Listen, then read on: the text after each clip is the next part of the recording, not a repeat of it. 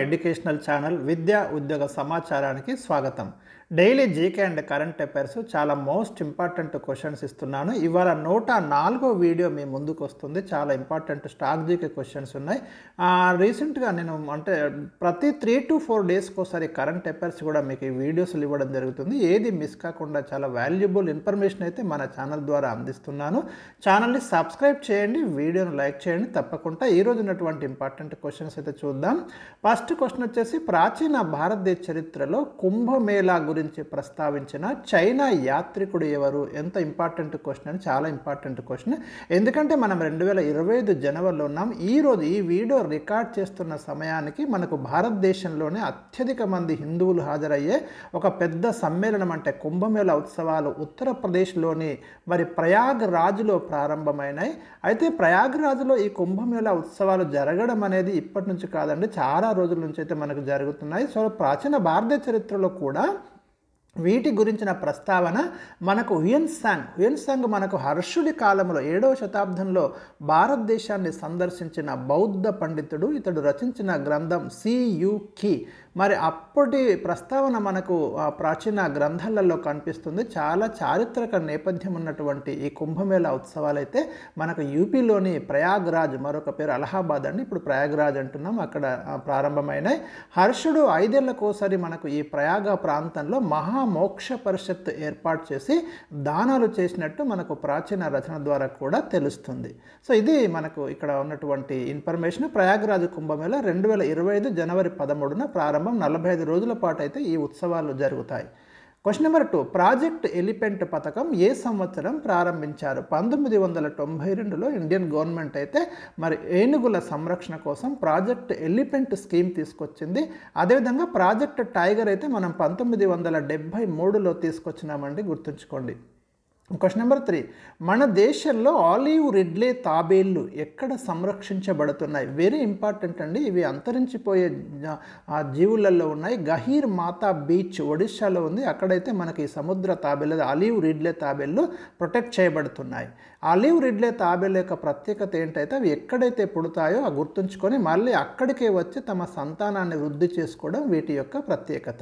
Question number 4, Asian drama ఎవరు రచించారు? గున్నార్ మిర్దాల్ రచించాడండి. మనకు ఇండియన్ ఎకానమీలో అప్పుడప్పుడు అడుగుతున్నటువంటి క్వశ్చన్ ఇది. Question number 5, and essay on the principles of population ఎవరు రచించారు? దీన్ని రచించింది మాల్థస్ అండి. మనకు జనాభా పరిణామ సిద్ధాంతాన్ని కూడా వివరించడం జరిగింది. ఇది కూడా రిపీటెడ్ క్వశ్చన్ మనకు ఇండియన్ ఎకానమీలో జనాభా అనే టాపిక్లో.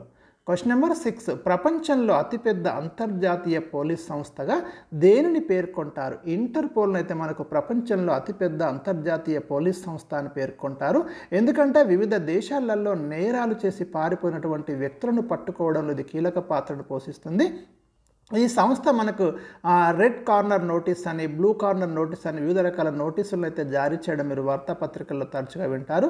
దీని యొక్క పూర్తి పేరు వచ్చేసి the International Criminal Police Organization అండి. Very very important. దీని ప్రధాన కార్యాలయం వచ్చేసి మనకు ఫ్రాన్స్లోని లియోన్ నగరంలో ఉంది, గుర్తుంచుకోండి. రిపీటెడ్ అంటే రిపీటెడ్ క్వశ్చన్ ఇది. 1923 నుండి ఇదైతే పనిచేస్తుంది. 1923లో దీన్ని ఏర్పాటు చేయడం అనేది జరిగింది. ఒక దేశంలో నేరం చేసి మరో దేశానికి పారిపోయినటువంటి వ్యక్తులను పట్టుకోవడంలో ఇది అంతర్జాతీయ స్థాయిలో కోఆర్డినేషన్ అనేది చేస్తుంది. రకరకాల నేరాలు చేసి విదేశాలకు పారిపోయిన నేరస్తులను తిరిగి దేశానికి రప్పించడానికి సభ్య దేశాలు ఈ సంస్థ సహాయం అయితే తీసుకుంటాయి. ఇక్కడ రెడ్ కార్నర్ నోటీస్ కనుక ఇచ్చింది అంటే అర్థం ఏంటంటే స్వదేశం కానీ లేదా ఏదైనా దేశంలో నేరం చేసి మరో దేశానికి పారిపోయిన వ్యక్తులపై ఈ నోటీస్ జారీ చేస్తారు. తలదాచుకున్న దేశం అతన్ని అరెస్ట్ చేసి ఇంటర్పోల్ గైడ్లైన్స్కి అనుగుణంగా నేరం చేసిన దేశానికి అప్పగించాల్సి ఉంటుంది. Question number 7, Indian history modern Indian history ప్రశ్న. భారతదేశంలో సిపాయిల తిరుగుబాటు ఎప్పుడు మొదలైంది? భారతదేశంలో సిపాయిలు అంటే బ్రిటిష్ సైన్యంలో పనిచేస్తున్న భారతీయ సైనికులు అండి, వాళ్ళని మనం సిపాయిలు అనేవాళ్ళం. 1857 మే 10న యూపీలోని మీరట్లో సిపాయిల తిరుగుబాటు అయితే మొదలైంది. ఈ సిపాయిల తిరుగుబాటు సమయంలో మన భారతదేశంలో బ్రిటిష్ గవర్నర్ జనరల్ ఎవరున్నారంటే లార్డ్ కానింగ్ ఉన్నాడండి. మరి లార్డ్ కానింగ్ కాలంలోనే ఈ సిపాయిల తిరుగుబాటు అనేది జరిగింది, గుర్తుంచుకోండి. క్వశ్చన్ నెంబర్ 8, ఎస్బీఐ ఖాతాదారులు వినియోగిస్తున్న యోనో అప్లికేషన్ పూర్తి పేరు ఏమిటి? యోనో ఫుల్ ఫామ్ వచ్చేసి you only need one app అండి. వెరీ ఇంపార్టెంట్, బ్యాంకింగ్ ఎగ్జామ్స్ టైంలో మనకి ఇలాంటి క్వశ్చన్స్ వస్తాయి. క్వశ్చన్ నెంబర్ 9, గాంధీజీని అర్ధనగ్న పకీర్, హాఫ్ నేక్డ్ పకీర్ అని ఎవరు పేర్కొన్నారు? మరి 2వ రౌండ్ టేబుల్ సమావేశానికి గాంధీజీ హాజరైనప్పుడు ఆనాటి బ్రిటన్ ప్రధాని విన్స్టన్ చర్చిల్ అయితే గాంధీజీని అర్ధనగ్న పకీర్ అని సంబోధిస్తాడు. చాలాసార్లు ఇది ఎగ్జామ్స్లో ఈ ప్రశ్న అయితే మనకు అడుగుతున్నాడండి. వెరీ వెరీ ఇంపార్టెంట్, గుర్తుంచుకోండి. 2వ ప్రపంచ యుద్ధ సమయంలో కూడా బ్రిటన్ ప్రధానమంత్రి ఎవరున్నారంటే విన్స్టన్ చర్చిలే ఉన్నాడు, గుర్తుంచుకోండి. క్వశ్చన్ నెంబర్ 10, పరారుణ కిరణాలను ఇన్ఫ్రారెడ్ రేస్ ఎవరు కనుక్కున్నారు? విలియం హెర్షల్ అయితే మనకు ఈ ఇన్ఫ్రారెడ్ రేస్ని అయితే కనుక్కున్నాడు. ఇది కూడా మనకి ఇంతకుముందు గతంలో కొన్ని రకాల ఎగ్జామ్స్లో అనేది ప్రశ్న రావడం అనేది జరిగింది. సో ఇవి ఈరోజు నేను మీకు ఇచ్చినట్టు టాప్ 10 ఇంపార్టెంట్ క్వశ్చన్స్ అండి. మరి మిగతా ప్రశ్న అయితే రేపటి వీడియోలో ఇస్తాను. Thank you for watching. వీడియోని లైక్ చేయడం, షేర్ చేయడం మర్చిపోకండి. తప్పకుండా ఛానల్ని సబ్స్క్రైబ్ చేయండి.